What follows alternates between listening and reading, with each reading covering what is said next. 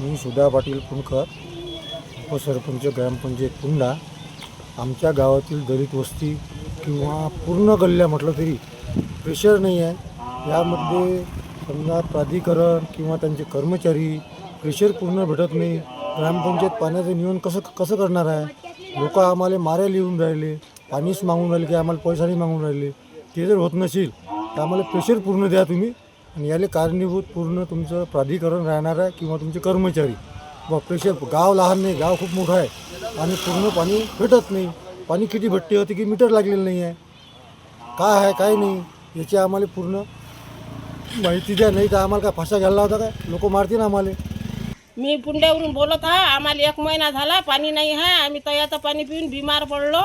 आमचे लेकरं काय मारून टाका का? आणि आम्हाला पाणी नाही भेटलं तर आम्ही आपटले येतो भदाळ घेऊन सने रिकामे.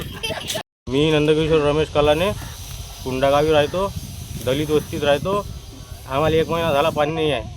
आमचे लहान लहान लेकरं घेऊन आम्ही तलावावर चाललो. आमचं लेकरू जर डुबलं तर या जबाबदार कोण राहील? सरपंचाच्या घरी गेलो म्हणते, सरपंच म्हणते आमच्याकडे पाणी सोडायचं नाही आहे. तर मग आम्ही कोणाकडे जायचं? ते तलावाचं पाणी पिऊ का आम्ही?